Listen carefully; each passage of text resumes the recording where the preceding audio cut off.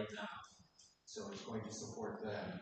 I have an announcement. We found an sealed envelope that says Christina on it. So if you don't know who that is, but we found it. Christina. If it's yours. Christina. Well, no, then I wouldn't have announced it.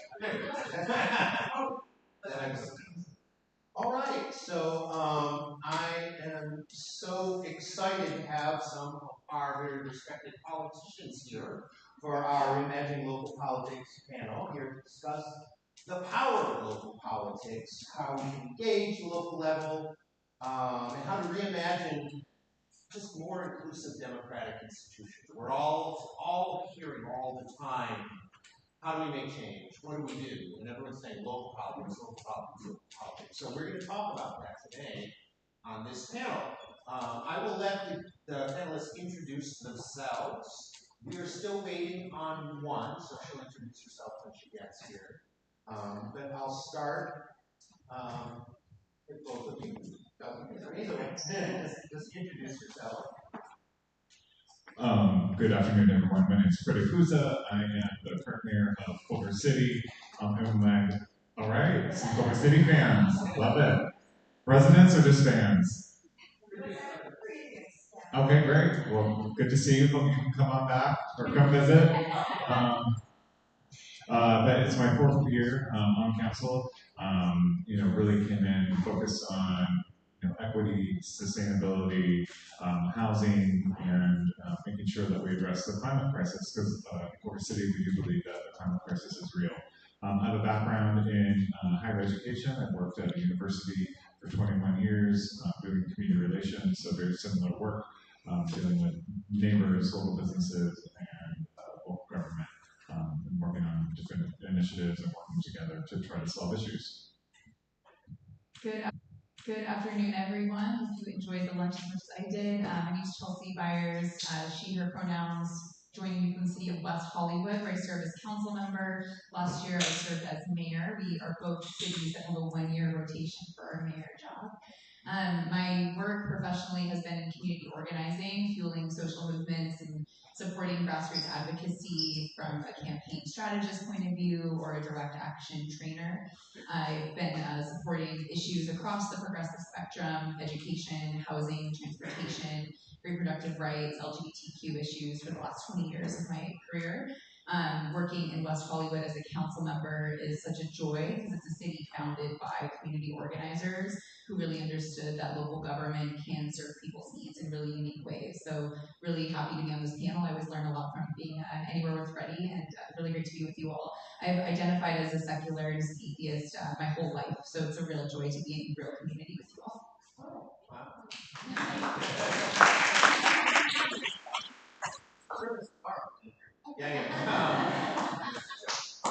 Awesome. What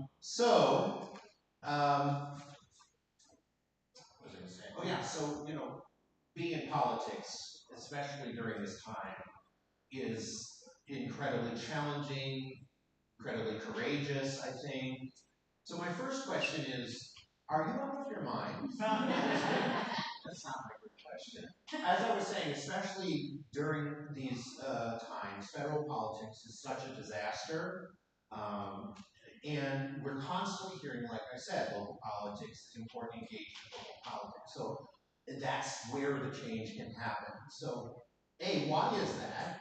And how does engagement at the local level make a difference nationally? How can it make a difference? I think at the heart of your question is really like both of our unique whys. Why do we want to do this? It's not because we're crazy, but I think because we both see a unique opportunity to help support the values and the issues that we've cared about in different ways. Speaking for myself, I grew up in Arizona. My dad worked in construction. We went without healthcare my whole life. Feeling the impacts of the lack of support from government as we did, especially as mental health issues in my family started to exacerbate. My family lost their home in the financial collapse. All of these sort of harms and issues that happened to my family, I understood as not just happening to me, but happening to so many other people. understanding that government itself had a responsibility to play and was failing at supporting people in the most important way it could, as I saw it. And so for me, throughout the journey of becoming an activist, an advocate, understanding issues at the most impactful level, I thrust myself into anti-war activism, really trying to stop, the amount of resources we were wasting on destroying people's lives and communities all around the globe. And to see that at the very opposite end of that spectrum are a set of local decisions made by elected leadership that is often elected by such a small and unrepresentative portion of our communities, but they were often the folks who had big consequences.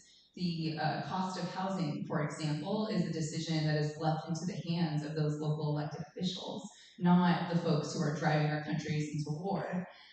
So the destruction of community or the unaffordability in communities that often feels like a real trauma that we're seeing people deal with now, working class people unable to afford living in communities, being pushed out, experiencing the consequences of rising costs. Those are local decisions.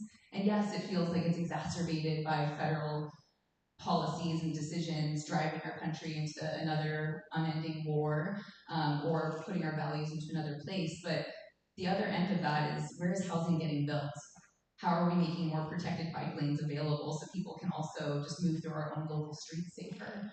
And I couldn't stop the war, but I could help better inform those decisions. So for me, the why was getting involved in the most accessible form of government that to me had some of the biggest consequences on my own daily life.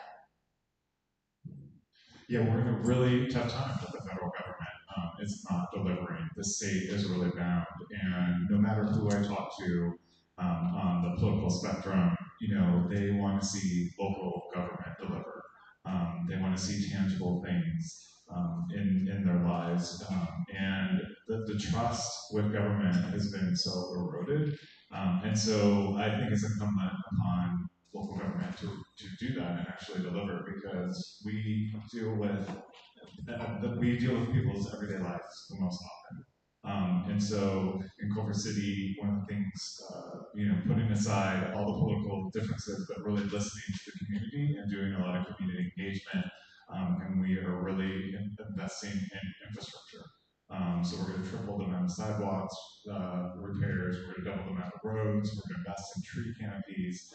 We're going to support childcare, increase childcare access. We're going to start a universal basic income program. We're also going to invest in small businesses. And so I say this because we can do it all, and we don't have to pit each other against each other. And I think this is where rebuilding that trust with the community, and ongoing trust. And it's not just, Monday nights when we have our council meetings, but this ongoing communication, and to show really what government can and should be in people's everyday lives. Thank you. Yeah, this is what we came to hear today. Is it's this big notion of we can help locally, but how do we do that? What does that mean? And so this is giving us a lot to think about on our education panel too. We've heard all kinds of issues from financing to authority, trust, and education. All of these things. And we're thinking this is where we get involved in local politics, how we can make a difference. Is there, well, before I continue also, remember there are the index cards over there. And whoever wants to ask a question can write a question down on an index card, and I'll read it up here. So all of these local initiatives you're talking about, can you name, is there a campaign or is there a policy that started in one community locally and eventually maybe had a broader regional California or even national impact? Let's start.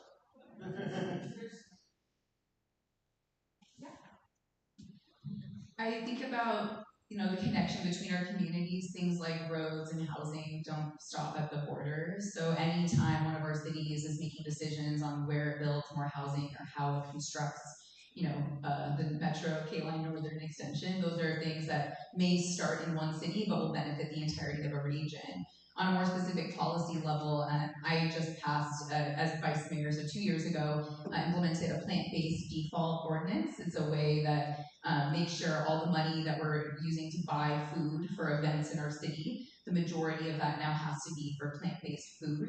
It's a way to address our climate goals, to protect animals and the planet, of course, but also to make a more inclusive menu available to community members who are often feeling left out because their, just food needs aren't being met. And I'm hearing council members in Freddie City want to bring that forward in Santa Monica.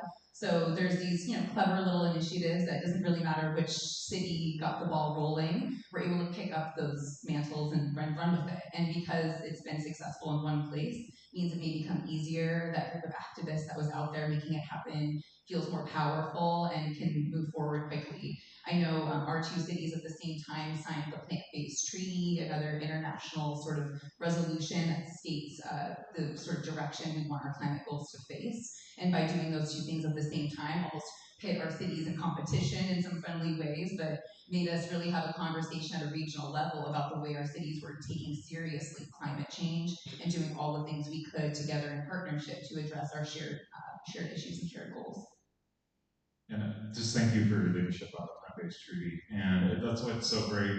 One of the benefits of having smaller cities like West Hollywood and Culver City and Santa Monica and Inglewood and Beverly Hills is that we can be so nimble and we can do things quickly and be more efficient. And as far as this question, I just think about our climate action, and we just recently a group called the Bionic Creek Renaissance brought forward some bans on plastics, so plastic bags, plastic bottles, cigarettes, and then balloons. Thank you.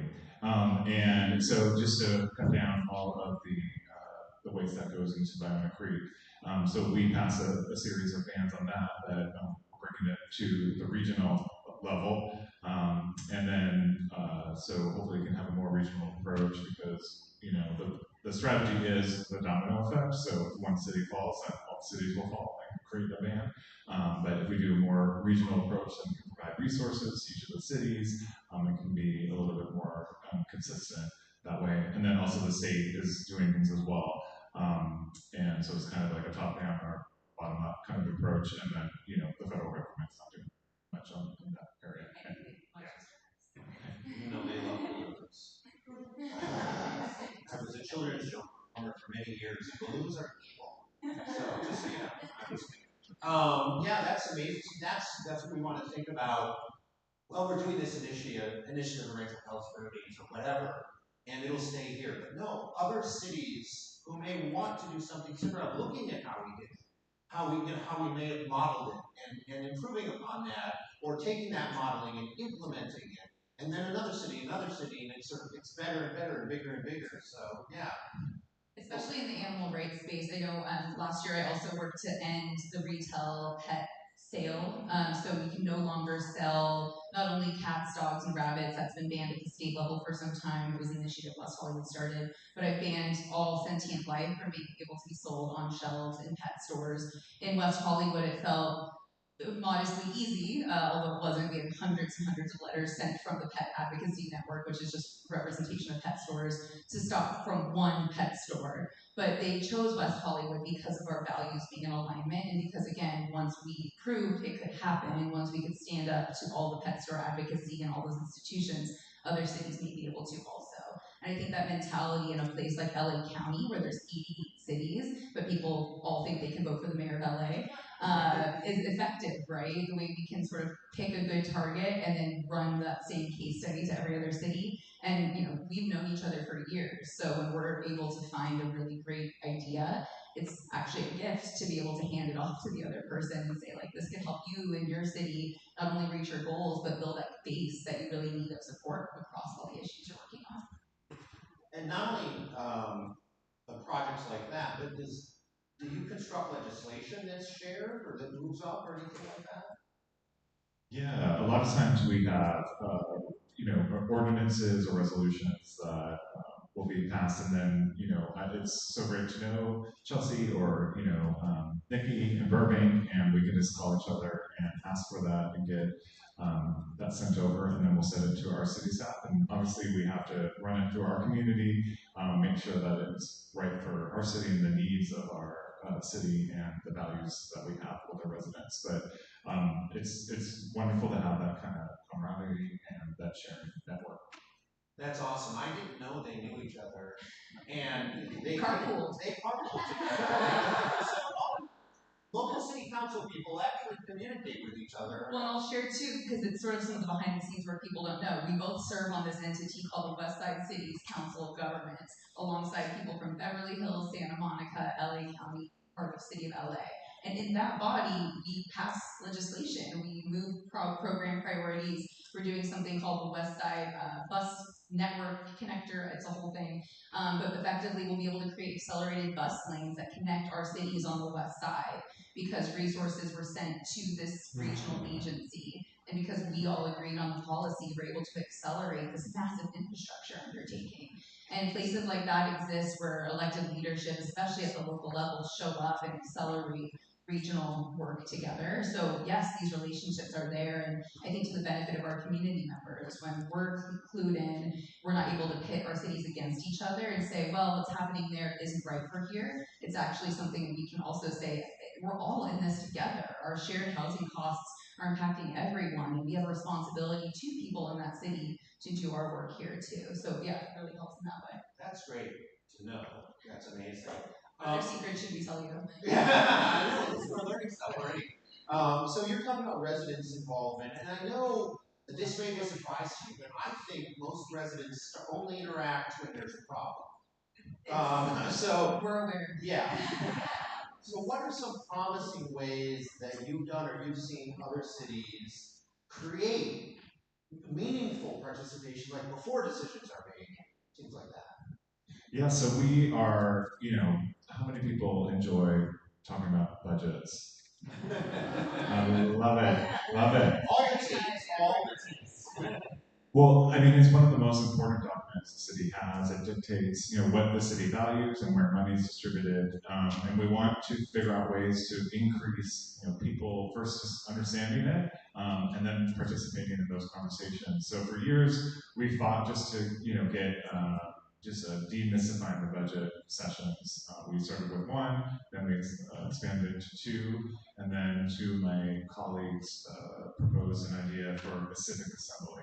And so that is where we sent out a letter to all the residents in the city, and then it was like a lottery system, and we picked the demographics of, we wanted a diverse group of people, so, we had different socioeconomic levels, race, gender, sexual orientation, and then we selected 30 people, and it was so great to walk into the room and to see very different people. Not the there's like 0.5%, maybe 0.3% of the city residents who are very involved and know what's going on. But to see all these new faces participating, they learned about the budget. So it was a intensive 3-day session, and they met with staff and learned all about the city. They were paid for their time, and the question was, how do we get more people involved in the budget process? And so actually on Monday, they're going to, the people who ran the program are going to share the results of that. And so they made all these recommendations. So it's just a unique way to get more people involved. And this is now going to become part of our process in the budget. So we're actually recruiting 30 more participants for next year's budget. And then also just aside from that, in our general budget process, and I do see Councilmember Nikki Perez from Burbank. Welcome. And we do have much more community meetings. Well, good to see you. A lot more community meetings to get that input from our residents to help craft and create the best budget that we can. And that's how all the stuff that we talked about, infrastructure, all that came from those community meetings. That's awesome. The question is community engagement in our cities. You can get ready to answer it. Yeah, I think we're all seeing an increased level of community engagement, generally political engagement. The No Kings rallies, how many folks here have gone out and participated in at least one of them? Right. Well, all cities are hosting those, right? So we are seeing and feeling that swell of political engagement and it's incredible. I know in West Hollywood Park, the first No Kings rally, we had like 8,000 people showed up in the park on a Saturday morning. I think our challenge as local elected officials is how do we translate this moment of angst and urgency into local action. And we're all actually in this unique moment of being up for re-election after our first terms in office. So it's a really interesting challenge to have gotten elected prior to Trump's re-election, but in that sort of hopeful moment between things. And to now be right in the middle of it. I like to think that campaigns are a unique and important moment to do the movement building work for the long haul, not just sort of operate in a transactional, this is about this election cycle, but this is really about the future of our city and our communities and how we all get empowered and engaged to define that together. So it's a great timing that we have local elections happening in the 88 cities all across LA County, or Beverly Hills just finished theirs, but other than that, most cities are in that moment. And so you can imagine how candidates, especially the scale of candidates we see at local level, I have 11 people running for West Hollywood City Council. So if they run meaningful campaigns, that should translate some of that angst and energy back into the local level if it's done well. But it's up to all of us to help remind people that it's not just governor on their ballot this year, which is very important in California, but it's all of these other local decisions. And part of the challenge is helping people understand that if they want to fight fascism at the federal level, sometimes helping get involved in decision making in their own backyard is one of the best ways to do it. Are you ready for Nikki Perez, y'all?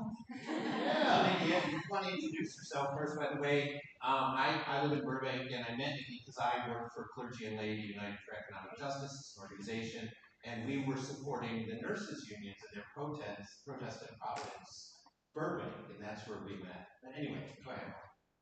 It's one of my favorite constituents. Hi everybody, I'm Nikki Perez. I am the former mayor for the city of Burbank and a current council member in the city of Burbank. I was born and raised in Burbank, and I have now had the privilege of serving my term and I'm up for re-election like my colleagues. And like many of them, I got engaged because of wanting to make a difference, because there's people up there that don't look like you, that don't have your same experiences, and I felt like we needed a little more representation up there. And for me, I like to tell people, although I am the first of many things up on the dais, I hope to not be the last. And it actually makes me cringe a little bit how many firsts I have up there. I'm the first person of indigenous descent. I am the first person who's part of the LGBTQ community, openly out member of our council. And then I am the very first person to be very pregnant up on the dais and have a baby while in office. Congratulations.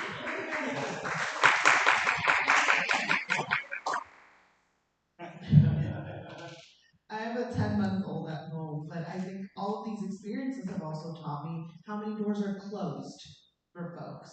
You know, our city charter and quite frankly, the United States Constitution has no idea how to deal with a woman who is serving office and pregnant, and in fact creates way more barriers for us to serve. So I think it's important to have a variety of folks who come from different walks of life so that we can open the doors, so that serving in office doesn't look a certain way.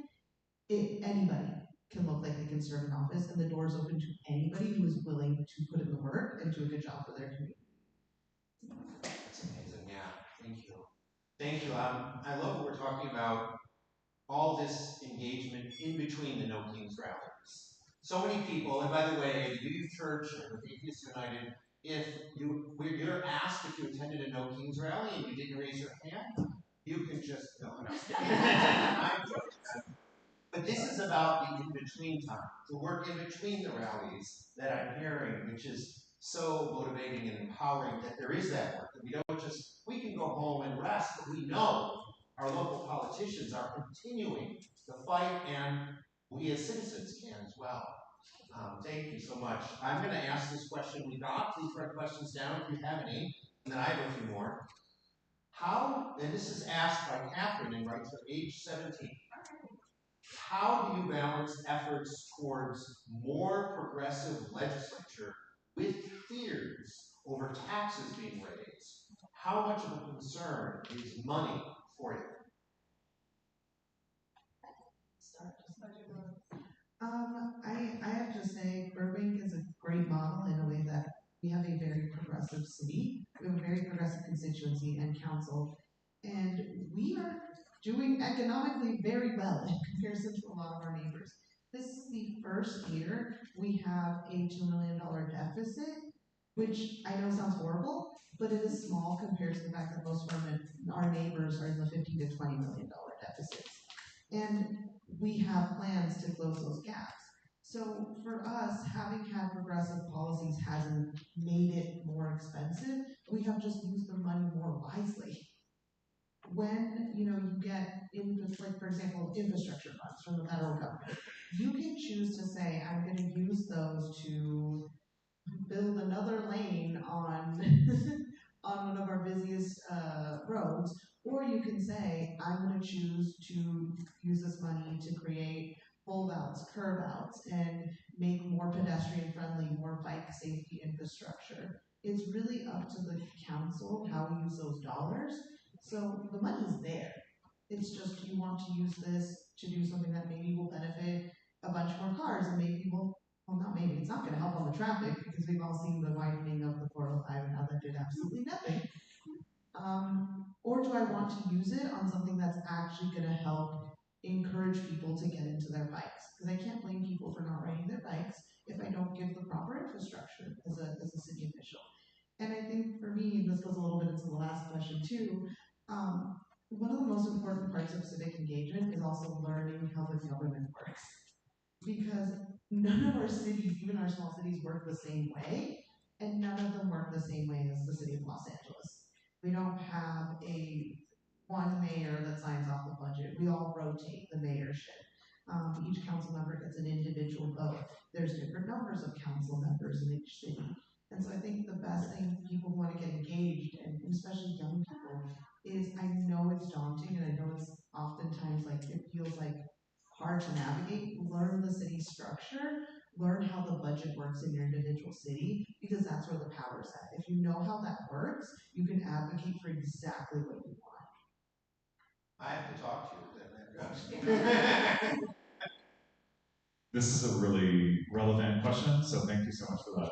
It's a relevant question in Culver City, and council goes back and forth, and I don't want to get stuck in like labels, but like between more progressive, forward-thinking folks and then also more like moderate, status quo type.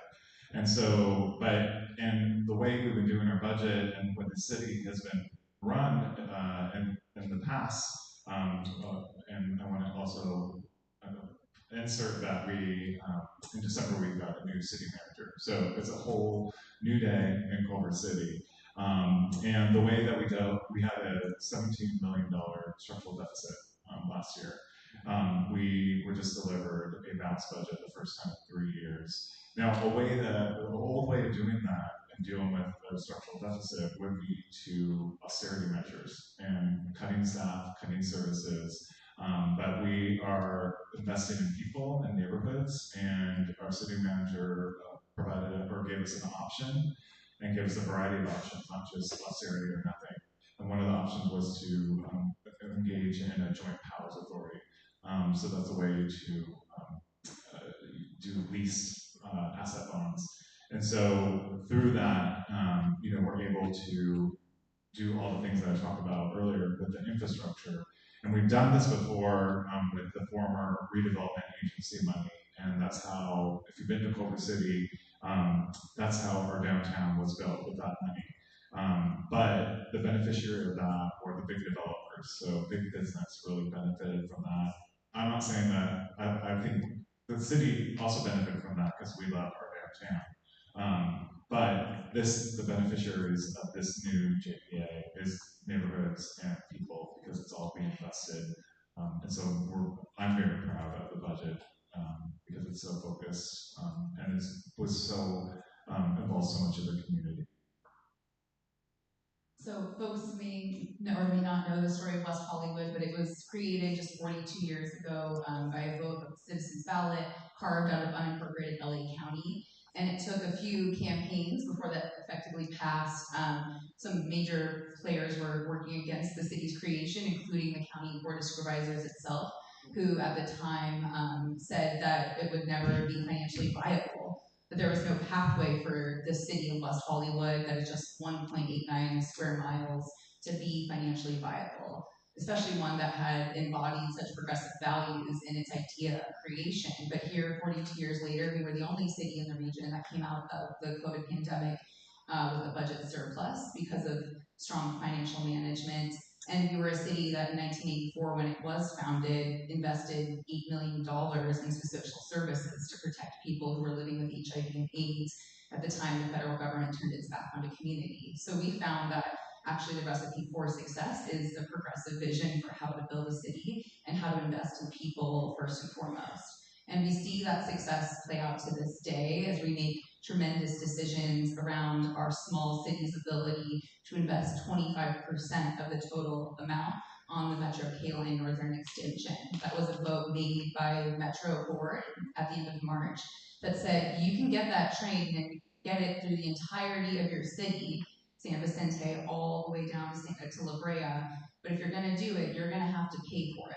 And asking a city that just 42 years ago was claimed to be financially unviable to pay a quarter of the cost of a train that won't get built until 2040, but we're going to have to start investing in it now. I think that's a forward-looking progressive vision for the future, a future that is investing in people. And you will hear people say, we can't do that. It's impossible. We shouldn't even bother trying. But the consequence of that would mean one of the most congested, wealthy places in LA County remains inaccessible to the people who need those healthcare resources from all over more than ever. So to me, it's the only choice we have, and it's a choice of whether we see ourselves as leaning into progressive financial stewardship, which I think is about generating resources to meet people's needs. It's why you see all those fabulous digital billboards along Sunset Strip, because every one of those digital billboards that's taking the place of an old static billboard creates at least $1 million per year for the city to invest into those social services and into that future train. So I think we're doing it the right way.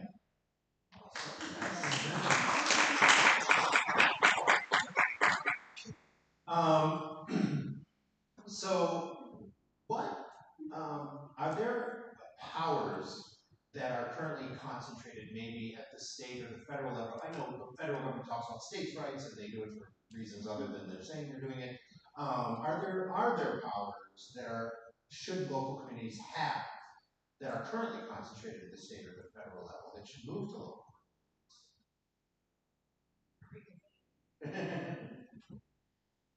I think it's a good question, but I try to think about it very differently. There is, of course, a debate, and you hear it play out in so many different issues, right? Housing, especially. Should the state be able to decide what housing needs look like in local communities? Should that be left to local communities or not?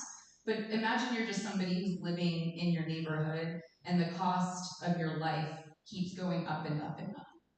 And one government entity says, we have a way to solve that problem. And another says, I don't want you to be in charge of solving that problem, though. And then they get into a fight that never ends about who's responsible for solving that person's problem. And in the meantime, that person's problem is never actually getting solved. In fact, it's just getting worse and worse. We see that play out time and time again. So anytime this question gets answered around where power gets consolidated, I'm reminded that that's just a conversation about taking away from people itself. And we, I think, at the local levels get put into decision-making moments that say, well, don't you want it as a city? Don't you want it to not see the state have that power? But as somebody who just needed government when it wasn't showing up for me as a kid and who saw my family suffer, I just want our problems to be solved. So if one government is more equipped and ready to solve those problems, I don't frankly have a problem with that. I'm really thinking about it as a person.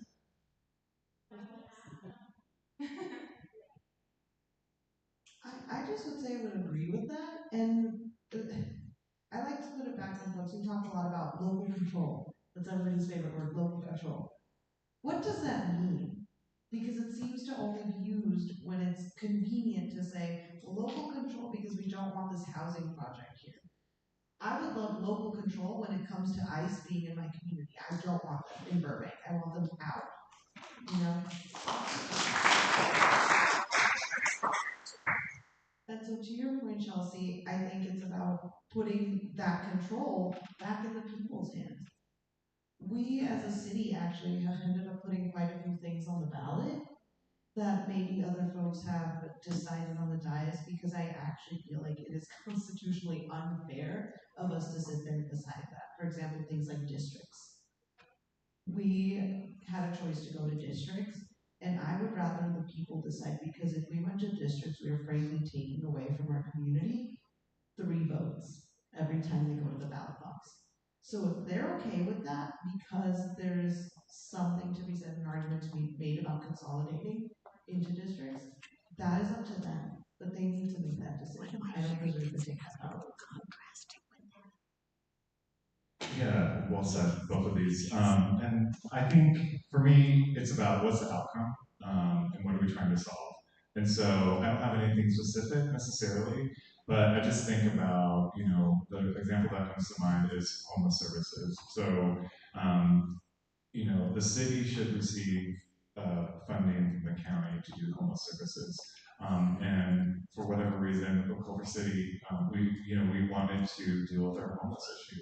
And so we ended up spending our own general fund dollars, $16 million a year out of a $350 million budget, which tells you how much we wanted to invest in that and how valuable that is to our residents. And that's what they wanted to do. But now, so we leased out 2 motels, we have 2 project home keys, we have a mobile crisis team, and all these things have led to, we now have more people in housing and services that are living on the street.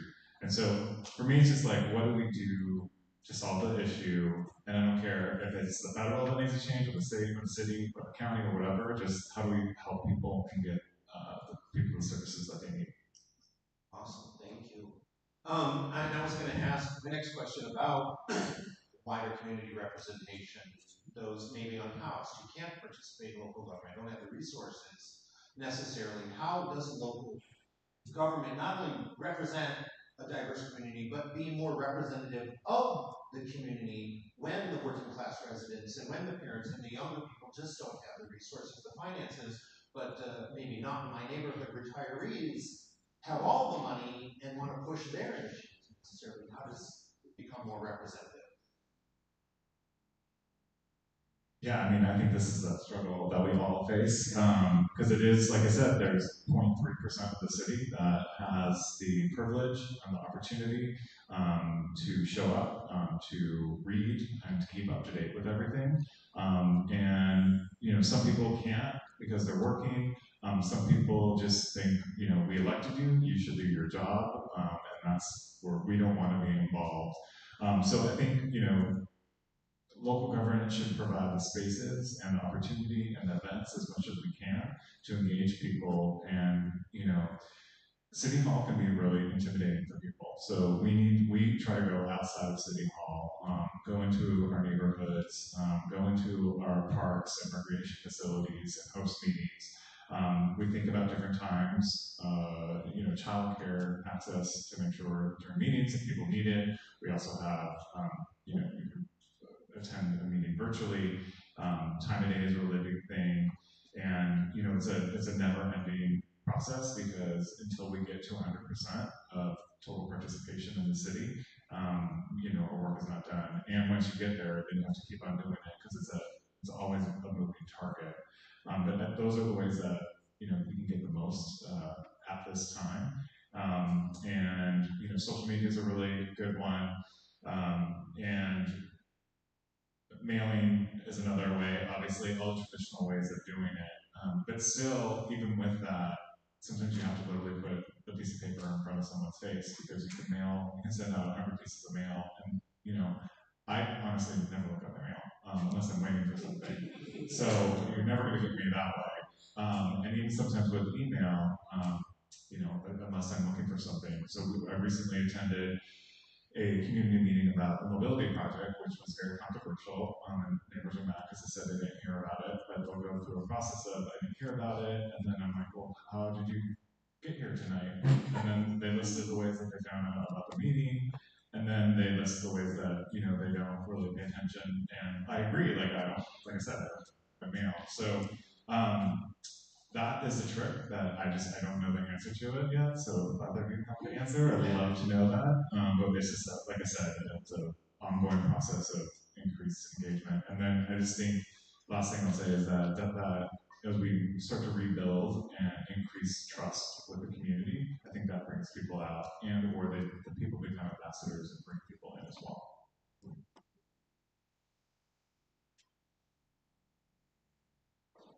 Yeah, I think having come from this, gotten into this from the point of view of being a community organizer, my orientation was always that these rooms do not always have the voices they need to in order for the change that needs to happen to occur.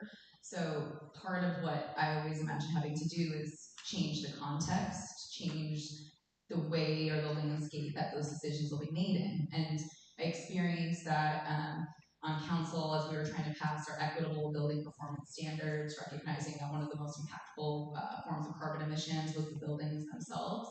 We needed to update them, but I did not. I was the only person on council who wanted to see it go further. I wanted to see it go as staff recommended and even a little beyond. But most of council watered down the policy and moved it backwards. So if I wanted to pass ambitious climate goals, I needed a new base in the community that was ready for those things to land. So the plant-based default policy I talked about earlier was actually sort of a means to an end. It was a way I could work with a new community, vegans, plant-based activists, animal rights activists, who also understood climate implications and get them on board with the bigger policy landscape in West Hollywood. And now I have those voices in the room helping shape the context that the next time we update that policy will come back, they'll be there when they weren't there before. So some of that I feel like is my responsibility to continue to be a coalition builder who's bringing in voices. I mean, I went running with West Hollywood's Run Club. It's not something I would do, but there was 80 young people whose futures in the city as it related to affordability depended on being connected to government. So I will go run 3 miles if it means connecting with them. And then I would also say in West Hollywood, we get the benefit, and every city has this, right? Tourism, regional connection. We all have people whose experience with the border isn't of being a resident. But in West Hollywood, it's one of our values. We say if you live, work, or play in the city, then you matter to the city. And that word play, I mean, that's 300,000 people on a good Thursday night in West Hollywood. So that's a big audience that I feel responsible to. And for me, there's no reason those 300,000 people should have to continue getting in their cars or spending the money on an Uber when we can build that train, or even better, build them an affordable unit of housing to live in someday. I would love that train to go to your school. I think for me that question is the core of my campaign and why I'm running. I ran first as a candidate because, again, nobody looked like me up there, but also there was a thesis statement of, oh, renters don't live in Burbank a long time. That was kind of the, or people who rent don't really want to be involved. And I ran as the antithesis to that. My family has lived in Burbank for 32 years. We have rented every one of those years because we cannot afford a home. But it was so important to my parents for me to go to the school district, for me to have access to the beautiful libraries, the parks that were in Burbank. And I knew that that was not just me, that there were a lot of other people in that same boat who were not being represented. And so, once I got up there, I also very quickly realized why we didn't have people like me running for office. I think as a young activist and as a person, I shared the sentiment a lot of, we need to have more young people run, more young people need to run, more women need to run. And now I very much changed my phrasing. We need to make it accessible for young people to run. We need to make it possible for women to run. Otherwise, it's not going to happen because these systems were created in a way, it's on purpose so that we do not run. As council, and I don't think we talk about this enough, city council is our part-time job. It is not a full-time role. And we make near next to nothing for serving in office, if anything at all. You're talking about across the state, you're talking about $500 a month to like $1,000 something a month for somebody serving on the city council. And I think that's really important for constituents to know, because folks expect us to be accessible, as they should. Often, they expect us to be paying attention to the city's needs all of the time. We all have other full-time jobs, other full-time roles that I can say at least my colleagues who are retired do not have. They have the time to be there. I think that's really important when we think about asking other young people to run for office, asking a mom who has two young kids at home to run for office, asking a dad who has, a brand new business they're putting together to run for office. I think just rattling off like potential people in the community who could run and bring great experience, but don't because it feels inaccessible still. And so that's something I think we need to pay attention to across the country because it's the reason that local governments have remained primarily conservative and primarily full of people who don't want to see things change. Why would they? The status quo is working for them. And they're just there to protect their property rights and make sure that no more buses come into their and no more lines come into their and so that's a big thing that I think we need to change to make sure those voices are up there. And I'll just share one last thing because I feel like it was very pertinent to me as to the why of why I'm up there. Government is slow, and there are things that I want to see move forward. I started our first homelessness center to have accessible resources and also shelter in one place. And that is a project that has taken all 4 years of my term. And, at first I was like, I'm there to solve that project. And then I realized that it's not just the policy that you want to move forward that is the reason you are there. You need someone who deeply understands what it is like to be working class up there. We had our staff bring us a report just about financial aid and services. And they shared, we feel that the second tier of folks who deserve to be eligible for housing assistance and for loan programs are families of 3 making $80,000 a year.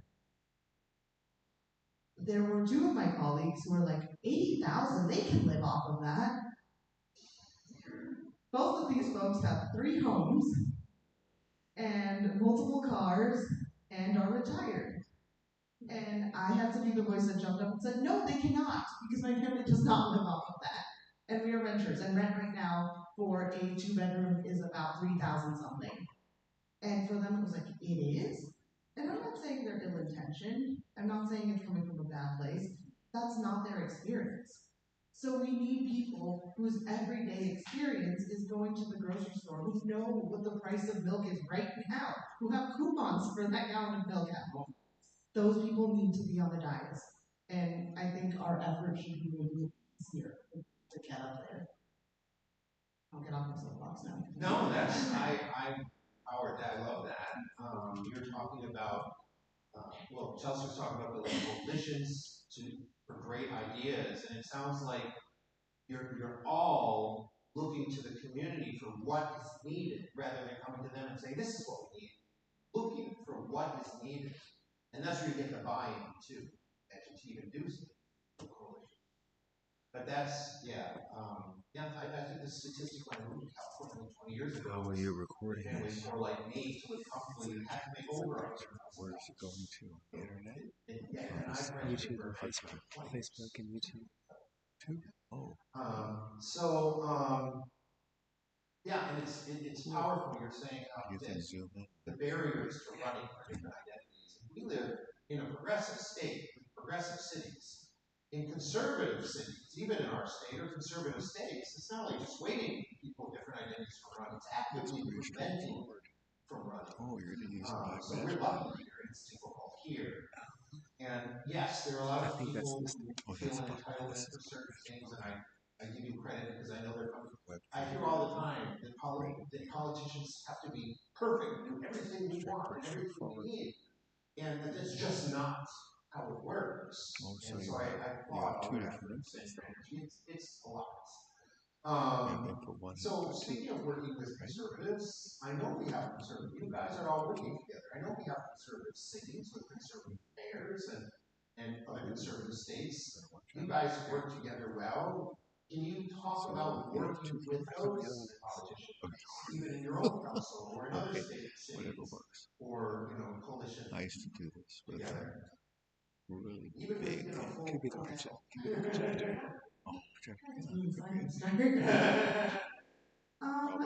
I think, and this may sound naively optimistic given the time we are living in, but it is still possible to find common ground with those folks. I think when we had somebody who's very much on the MAGA pro-ICE side join our city council, you know, they came in very like guarded and very like, I will fight you at all ends, and I told them I'm not gonna fight you. I don't. But I'm going to look for the things that where we have common ground because I know they exist. I know you want what's good for Burbank, otherwise you wouldn't be here because this doesn't pay and this doesn't give you like, and you're not getting anything out of this, so you must care in some realm, shape, or form. And I saw kind of the guard go down a little bit. And although there's a vast majority of things we do not agree in, there are things we agree on. I will say, in my experience, the vast majority of conservative folks in this state are still very pro-environment. So that is something that we have been able to work on. Working on some community needs, working on repairs, working on making sure civil services are up to date are things that we have found common ground on. And on the things that we disagree on, I will continue to model how to argue without insulting my colleagues. And I will continue to be the model because I refuse to let our city or this country devolve into the festering pool that our presidency wants it to. I think we have to be the example and set the bar and say, no, this is not how we do governing. We are going to continue being ourselves and being very, very polished and very, very professional with each other. And I will continue to model that until you stop doing Yeah, Culver City has, historically been. I mean, it's very progressive. In the 2020 election, it went in the primaries. It went like 70% for Elizabeth Warren. But our council has been historically contentious and a lot of feuds, and this is how much we rub off on each other. But Chelsea once said the best way to dealing with making policy is like doing the monkey bars. And so you have to hold yourself, and that's like your values and what you hold dear. But ultimately, in order to move forward, you have to swing into the unknown. So it's a lot of trust and willingness to go into unknown. It's also about letting go of the past, and letting go of maybe some grudges or whatever it is. And I think that has really unlocked a lot of the way that I work with colleagues. I'm a relationship builder. That's what I do in my day job. So I always start with the foundation of relationship with someone, and always listen to them. And then how do I help them see themselves if they're not on board with what I'm trying to, move forward? How can I help them see themselves in it some way? And at the end of the day, you have to move with your values. And I've also been told, you have to vote. And I don't have a child. They were told you have to be able to look at your child the next day. I just said to be able to look at myself in the mirror the next day. So you have to always have your values and go with that. But if you can bring someone along with you, explain the why you're doing what you're doing, how it's going to benefit the community, and if you can get a 5-0 vote on something, that's incredible. I grew up the daughter of the American Southwest. Sandra Day O'Connor also calls herself that. America is a great conservative leader in her. We share the same birthplace. So I come from a land that is like forced to combat and deal with hyper-partisan politics in Arizona, and I feel my days of student government early on really helped me share space with people who were different and find common ground. So it's just sort of in my nature to operate that way. But the interesting part about being in local government, we don't run with D, R, or any of that on the ballot, so voters don't understand who we are that way. And I think for the better, it's really about the issues, about the way we lead and show up in our community that ends up mattering in the long haul. But I will bring a caveat into this because this is a room I see fascism is bad right in front of my face. I know we care about the larger democratic politics, the direction of this country. In California, because of the way it is not understood what it means to govern through a democratic lens and inclusive communities for all and affordability for all, working class people out in front lens, the consequences may be that the state loses congressional representation in the next census, right? And so that is a real consequence of what some of the entrenched democratic on democratic elections at the local level that have skewed more conservative in their outcomes have done. Not building housing in our communities, driving affordability costs through the roof, and driving the future generations out of the state is literally costing this country seats in one of the most democratically held places in the country. And that is something that we have to face as good Dems, right? What have we done in our own local communities to allow that usurping of power to happen? And it's deeply concerning. I think there's still hope if we can talk about it and name it and do something about it, but that's truly what's at stake in our state as a consequence of decisions made at the local level. So we'll have to be reckoning with that as a Democratic Party for generations to come if we let it get to that place, and I hope we'll be one. That's awesome. I get you're confronting your own vulnerabilities, your own challenges, and our own mistakes as in Democrats. I don't hear that very often from conservatives necessarily confronting. Well, they've been winning for some time. Well, but still, you may say, "Oh, the conservatives are saying we're spending too much, or housing is too much because of Democratic policies and whatever," and that may or may not be true. The very fact that you're actually thinking about it is important, and what role we play in it is important, so that we can correct it. I have another question here. You didn't put your age on this. What is the most? There's two questions here. What is the most radical idea you can dream about for local government? How much is federal pressure affecting the local governments now? So you can answer one or both. The federal pressure affecting our government is tremendous. People's angst is through the roof, and their understanding of how to make an impact is low still. But beyond that, the financial cuts are tremendous. I talked about West Hollywood this year, or when I was mayor, we pulled $1 million out of our city's reserves, our investment in the future, for an immediate $1 million investment to social service programs, because all the agencies, LGBT Center, our healthcare agencies, they were going to be cut. They got those cuts, and we could not allow that to happen, those consequences to people. The most radical idea, folks, these property taxes in this state are part of what's, making our local governments really hard to fund. And when we talk about the advantage the city of West Hollywood had in being able to pull $1 million out of its reserves to put into healthcare, to put into rental assistance, things that save people's lives in the interim of this federal government, but we ourselves are making it too difficult to fund local governments because we're going to put freeze and amber our property taxes. It's another thing we really have to wrestle with. We can grandfather people in, we can put a long-term plan out in place, but we cannot deny the shift that needs to happen when it comes to property taxes in the state.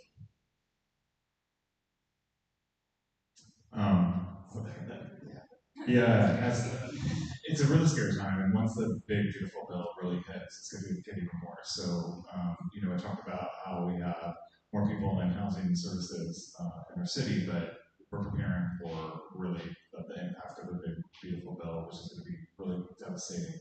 As far as federal grants, those are mostly in our transportation department. In the beginning, when he was first elected, we're kind of cautiously walking, tiptoeing around. But they've stayed in place, and we're very proud of our bus system. It's the second oldest bus system in the state of California. But other things have gone to the wayside.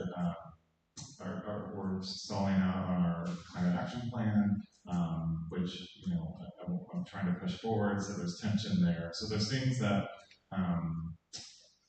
are happening in the community. I think some neighbors feel more emboldened to speak up and speak out on different issues. Unfortunately, right now it's against the trans community, and so they're using that as a wedge issue, but they feel more emboldened about that, and also about immigration and ICE and the fact that we are a sanctuary city. We're also a sanctuary state.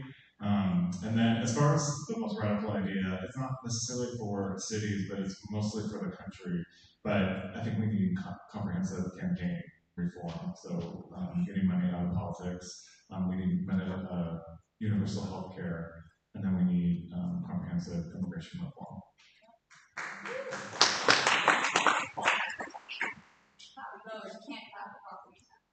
I hear race, so that's where I'm going. And I don't think universal health care should be radical. Let's just be a given. Ask all of our neighbors in G7. Um, I think for me the effect of what's happening with the federal government. We talked a little bit earlier about budgets. Burma did not have a budget deficit after the pandemic. We also had a budget surplus. We were doing very well. And it was a combination of the lack of federal funding coming down, the insecurity in the federal funding coming down, because we put some of our general fund towards our housing as well, towards our parks, towards things that we were getting threats that were not going to be funded. We also were really severely hit by the tariffs.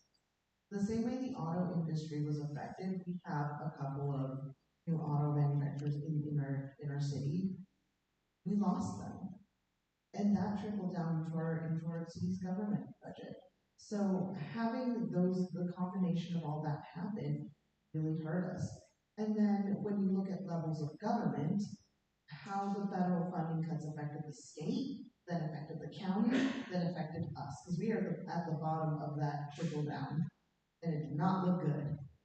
And so I think we all have to think about how that affects the local cities. And I always like to tell people, a lot of us at the local level, it's like we're in a group project with the other levels of government, and we did our work, and then they didn't show up to the group project presentation, and now we're stuck with trying to pull out of our funds to keep the project going. So yeah, definitely impacted us. But I think for the most radical ideas anyone could have, well, I strongly believe that if we managed our funds more efficiently, we could house everybody. I strongly believe we can house everybody. And I say that as I said earlier, I'm a social worker, and my entire career has been in housing and homelessness. We can house everybody. And universal basic income. This is at the state level, but do you know what's happening with AB 1900? California, that's the initiative for healthcare across the states for universal healthcare. And I'm sorry, I had to put you on the spot. Okay, all right. It's there, it's moving, but I am cautiously optimistic because it has been done before. I worked in the state legislature first time we pushed forward a bill for universal health care, and it was shot down. And these things are possible, we just need to do them. And when people say, but what about the cost, or isn't it expensive? Not having universal health care is expensive. Yeah. Our current system is incredibly more expensive. So we just have to be willing to walk into the unknown. It's not about being, I'm sorry, it's about people making money. It comes to the bottom dollar.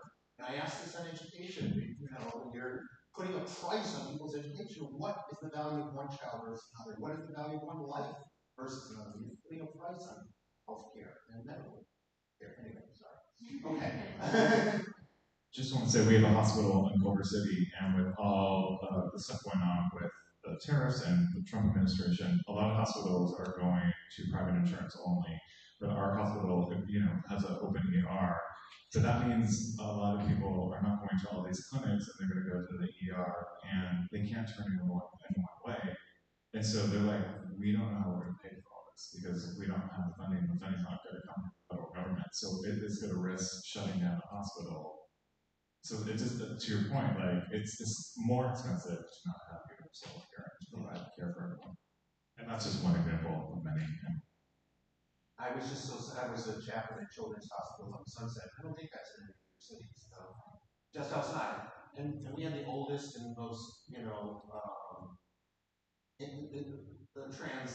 youth trans healthcare centers. Not only oldest, but most, what's the word I'm looking for, effective and comprehensive. And I believe they've had to shut it down completely. It's just tragic. So why don't we ask about hope? What gives you hope when you look at what's happening in local politics, engaging in local politics in the cities? one or two things that you can provide that will provide for our audience and for calls to action for citizens in local politics. Just gonna ask me for the children's hospital. No, it's very true, and I think we have to look. We're called at a time now, I think, to organize so much more strongly and smarter than we ever have. When I first heard about that, I understood like, okay, yeah, children's hospital, like we have to advocate for them to keep this going. And then when I looked deeper into it, the federal government is suing doctors individually on this. They are going for the people who are most vulnerable. You know, like if you're an individual doctor and you have your practice and the federal government starts to take on you, you can't take on the federal government. So we have to look at ways we can coalesce around folks who are being impacted, ways we can be one step ahead of these things coming down because they're hitting all of us with everything they've got. It's really important to make that note because I was blown away when I saw, oh, it's not just they're pulling their money from Children's Hospital. It's they're pulling their money from Children's Hospital and they're suing any individual doctor and they're suing the families of trans kids and they're going after everybody on an individual basis. And so we have to fight like hell on an individual basis. And hope. I think there is hope in the local government. There is. I take a look at our city of Burbank itself, and while there's a lot of turmoil and there are a lot of negative things happening, I go back to one meeting back in December of 2024. After Donald Trump was elected, I decided to put forward a sanctuary city ordinance for our city. And there was a part of me that was nervous. I thought, okay, there are some like very old school, traditional conservative folks here. What if this brings them out of the woodwork? And that's not going to stop me from doing it. I'm always going to do the right thing. But I thought, what is this going to be a contentious meeting? Is this going to be a difficult meeting? And I geared myself up for that. I was very pregnant, but I prepared, thinking, okay, let's see who comes out. Obviously, I shared it with networks of folks who I knew cared about immigration issues. I have to tell you that meeting was packed with 120 of our community members, and every single public comment was in support of their immigrant neighbors, in support of their friends, in support of their community, and that is what I hold on to every time that things get negative. I remember that those 120 people were there, they were out there, and they want the right thing. So I have to keep fighting to do the right thing for them.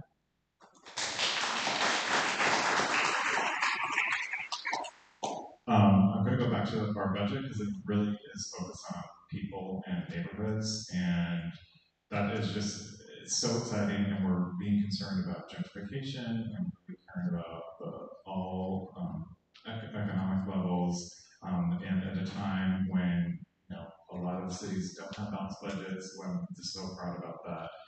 Going to like the No Kings rallies and all the protests that are going on, and I never want this current administration to happen for this to happen, but I just seeing people fight and people are getting mad, and this is actually when you get that angry is actually when all the radical change has the possibility to happen. So I'm seeing that, and I see that it's going to happen and turn and shift. So that gives me hope. And then last but not least is just that people are still experiencing joy, and that is an antidote to fascism and just I think a great thing to have in life, and not just for oneself, but sharing joy with other people, and that is something that gives me great hope. I go by the motto that progress moves at the speed of trust. And so I'm often just questioning how else we can build trust and how do we do more of that. Rooms like this help make that happen. We build trust with incredible partners, with each other, with the issues that we're talking about. But if you all remember during the height of the pandemic when we were isolated, we kept away from the people we loved the most. There were questions of if conferences like this would happen again, if we would even want to come back in person. And I think the urgency and how quick we were to want that community again, how we saw people like violating mask mandates and other mandates just because the idea of being kept away from community, from neighbors, from their loved ones was impossible. I think as we have more ability to build trust across borders, through social media, through our insistence of being with people, I have hope every single day. It's just about getting people into rooms, allowing ourselves to be a little bit uncomfortable and to grow together in new ways. But that is something I go back to all the time. Is that we had a choice, that we could have decided to build community differently in a real moment where a portal was cracked open. And we decided together, collectively as people, that we wanted to be together. And here we are in that post pandemic timeline doing things in a way that we define amidst a backdrop of impossibility.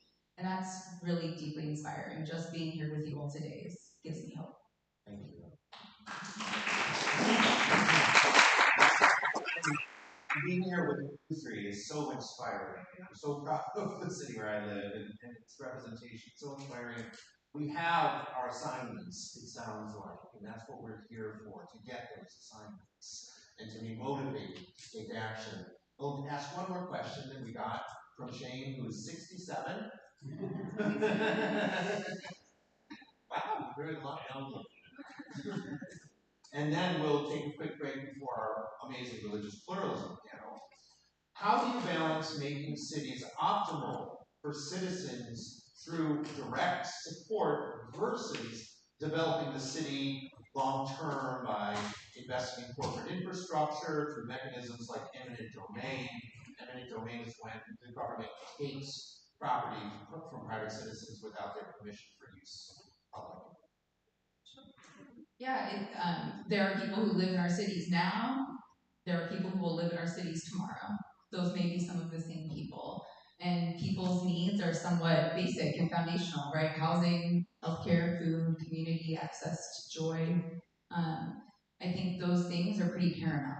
I think it's up to us as a city to make sure that the needs of the people here today are being met, which seems like they are. Most of our cities are doing pretty good jobs at that, and plan for a future that is unknown. But we have enough data to know that people want to live in our cities. They have access to good jobs that are high paying, to environmental, climate qualities, things that help prolong the enjoyment of life, but also prolong life itself. And so we have a responsibility to make those things more accessible to more people.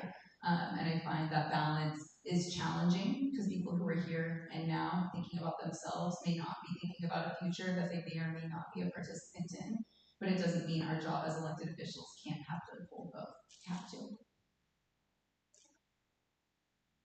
Yeah, we put a lot of emphasis in our daily services, and our residents really expect a high level of services, and we do our best to deliver on that and really try to go over and beyond with that. At the same time, we're planning long term. We have what's called the general plan, which is like a constitution for the city, and that's planning our growth to 2045. We have a lot of plans for future growth while making sure that our residents currently are taken care of. Part of what's happening with the bonds are, investing in people today, but the bonds are going to be over 30 years. So it's going to be, we're going to repair the sidewalks today, but people will be able to use the sidewalk for 10, 20 years, so they'll be able to share in the costs of paying for those sidewalks over the span of the lifetime of the bond.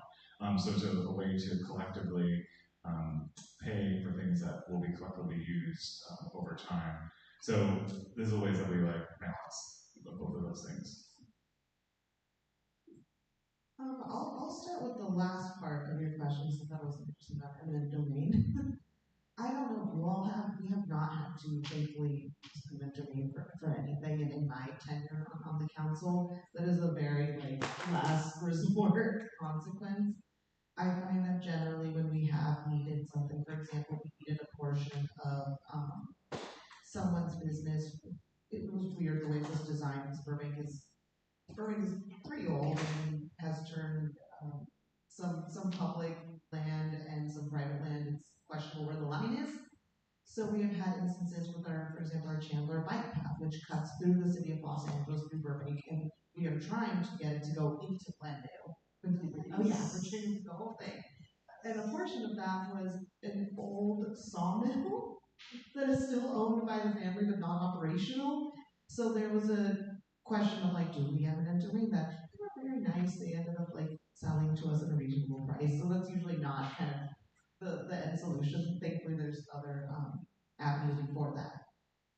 But to address your question about whose needs, right, the folks who are living there now versus who comes there in the future, I think as somebody who grew up there, I have seen the needs of before, I see the needs now, and I see the needs of the future. What is my 10-month-old going to need 30 years from now? She's my age.